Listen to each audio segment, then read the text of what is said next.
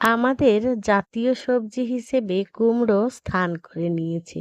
সেই কুমড়ো আমরা অনেকেই পছন্দ করি।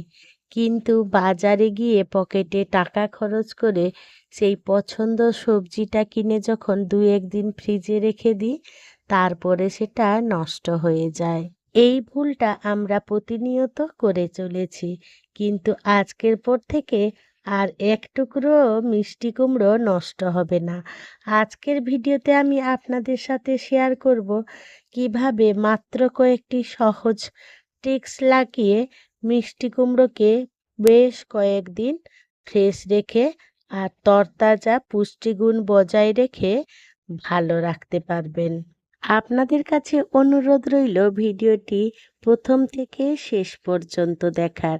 তাতেই আপনারা এই কুমড়ো বেশ কয়েকদিন তরতাজা রেখে খেতে পারবেন নানা রকম পদ বানিয়ে। তো দেরি না করে চলুন শুরু করা যাক। নমস্কার বন্ধুরা, ইজি কুক চ্যানেলে আপনাদের সবাইকে স্বাগত জানাই। চলুন শুরু করছি।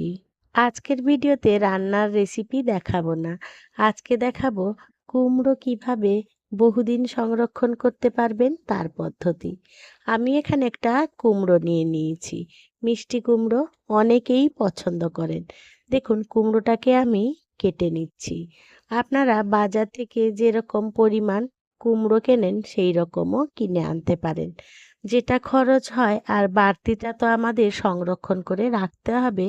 কারণ রোজ রোজ একই সবজি খেতে ভালোও লাগে না, আবার অনেকের সুযোগও থাকে না যে প্রত্যহ বাজারে যাওয়া। তাই দেখুন আপনারা যে পরিমাণ কুমড়োটা খরচ হবে বাড়তিটা কিভাবে সংরক্ষণ করবেন। আমার এই ভিডিওটি যদি কোনো নতুন বন্ধু ইউটিউব থেকে দেখে থাকেন, আমার এই ক্ষুদ্র চ্যানেলটিকে সাবস্ক্রাইব করে আমার পাশে থাকার জন্য অনুরোধ করছি। আর পাশে থাকা বেল আইকনটি অবশ্যই প্রেস করে রাখবেন। যখন আমি নিত্য নতুন রেসিপি কিংবা ভিডিও দেবো আপনাদের কাছে খুব সহজেই নোটিফিকেশান পৌঁছে যাবে। কথা বলতে বলতে দেখুন কুমড়োর স্লাইস করে কেটে নিয়েছি। বাজার থেকে কুমড়ো এইরকম দানা শুদ্ধই দেয়। তো প্রথম পর্যায়ে আমাদের কাজ হবে একটা চামচ দিয়ে আমাদের এইরকম কুমড়োর ভেতরে যে শাঁসটা থাকে সেটাকে পরিষ্কার করে নিতে হবে। আমি এখানে একটা বড় চামচ দিয়ে এই কাজটা করে নিচ্ছি। আপনারা চাইলে কোনো কিছু কাটার দিয়ে আপনারা এই কুমড়োটাকে পরিষ্কার করে নিতে পারেন। তবে এই পদ্ধতিটা অবশ্যই একটু খেয়াল রেখে করতে হবে, যাতে কুমড়োর মধ্যে এই দানা কিংবা এই রকম যে শাঁসটা থাকে নরম সেটা যেন না থাকে।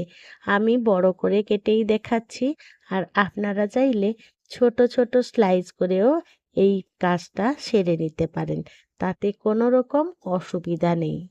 মোদ্দা কথা হলো আমাদের কুমড়োটাকে খুব সুন্দরভাবে পরিষ্কার করে নিতে হবে। আর এখানে খেয়াল রাখতে হবে একটু জল হাত যাতে না লাগে, তাই শুকনো অবস্থাতেই আমাদের এই কাজটা করে নিতে হবে। বন্ধুরা, আপনাদের মহামূল্যবান সময় দিয়ে এ পর্যন্ত আমার যে ভিডিওটি দেখছেন তাদেরকে জানাচ্ছি অসংখ্য অসংখ্য ধন্যবাদ। তার সাথে সাথে বলে ফেলুন তো আপনারা কে কে এই মিষ্টি কুমড়ো পছন্দ করেন না? আর যদি করেন তাহলে অবশ্যই কমেন্ট করে জানিয়ে যাবেন মিষ্টি কুমড়োর কোন রেসিপিটি আপনাদের কাছে সবথেকে ভালো। আর আপনারা কোন রেসিপিটি দেখতে চান তাও কমেন্টে জানাবেন। আমি অবশ্যই চেষ্টা করব সেই রেসিপিটি আপনাদের সাথে শেয়ার করা। কথা বলতে বলতে সমস্ত কুমড়োটা আমি খুব সুন্দরভাবে দেখুন পরিষ্কার করে নিয়েছি। আবারও বলে দিচ্ছি একেবারেই কিন্তু জল হাত দেওয়া যাবে না। একদম শুকনো অবস্থায় এইভাবে করে নেবেন। আর দেখুন একদম পরিষ্কার করে নিয়েছি। এইভাবেই কিন্তু আমাদের করে নিতে হবে। একটুও কিন্তু শাঁস রাখা যাবে না। আবারও মনে করিয়ে দিচ্ছি। এবারে প্রথম পদ্ধতি আপনাদের দেখাচ্ছি, সর্ষের তেল। আমি ১ চামচ মতন সর্ষের তেল নিয়ে নিলাম, কুমড়োর মধ্যেই নিয়ে নিলাম। যেহেতু এটা বড় স্লাইস, তাই কুমড়োর গায়ে সমস্ত জায়গায় এই সর্ষের তেলটা ব্রাশ করে নেব।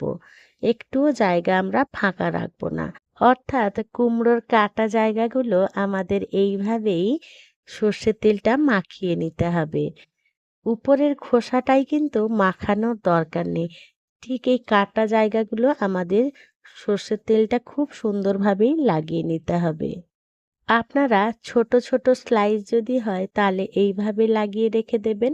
আরেকটা প্লাস্টিকে ভরে বা প্লাস্টিক র্যাপার দিয়ে আপনারা ওটাকে কভার করে ফ্রিজের মধ্যে রেখে দিতে পারেন।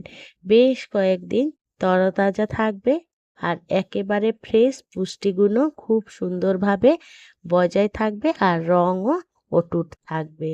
কথা বলতে বলতে দেখুন সমস্ত কুমড়োর গায়ে সর্ষের তেল খুব সুন্দরভাবে মাখিয়ে নিয়েছি। এবারে এটাকে ফ্রিজে রেখে দেবো। এবারে আপনারা এরকম ছোট স্লাইসও কেটে নিতে পারেন, সেটাকেও এইভাবে করে নিতে পারেন। মিষ্টি কুমড়ো সংরক্ষণ করার সেকেন্ড পদ্ধতি হলো কুমড়োগুলোকে এরকম ডুমো ডুমো করে ছাড়িয়ে কেটে নেবেন। জাস্ট 2 মিনিট মতন গরম জলে ভাপিয়ে নেবেন। এবার এই ভাপানো কুমড়োগুলোকে ঠান্ডা করে নিয়ে প্লাস্টিক র্যাপারে বা কৌটোতে করে ডিপ ফ্রিজে রেখে দিতে পারেন। তাতেও কুমড়ো বহুদিন খাওয়া যাবে। এবারে আসি 3 নম্বরে। কুমড়োগুলোকে দেখুন ঠিক এইরকম ছোট ছোট পাতলা পাতলা স্লাইস করে বা লম্বা লম্বা স্লাইস করে আপনারা কেটে নিতে পারেন। এবারে এগুলোকে রোদে শুকিয়ে আপনারা কৌটোতে ভরে রেখে বেশ কয়েকদিন খেতে পারেন। বন্ধুরা, এবারে বলে ফেলুন তো কোন সংরক্ষণ পদ্ধতিটা আপনাদের সবথেকে সহজ মনে হলো।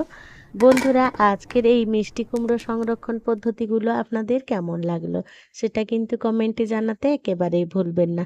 যদি কোনো অংশে একটুও ভালো লেগে থাকে ছোট্ট একটা লাইক করে দেবেন। আপনাদের এই ছোট্ট ছোট্ট লাইক আমাকে অনেক ইন্সপায়ার করে নিত্য নতুন রেসিপি কিংবা নতুন নতুন ভিডিও বানানোর জন্য। আর যদি খুব বেশি ভালো লেগে থাকে বন্ধু বান্ধব কিংবা প্রিয়জনদের সাথে শেয়ার করে তাদেরও দেখার সুযোগ করে দেবেন। বন্ধুরা, আমার সাথে থেকে পাশে থেকে এতক্ষণ এই ভিডিওটি দেখার জন্য আপনাদের সকলকে জানাই অসংখ্য অসংখ্য ধন্যবাদ। আপনারা ভালো থাকবেন, সুস্থ থাকবেন। দেখা হবে পরের কোনো নিত্য নতুন ভিডিও কিংবা রেসিপিতে।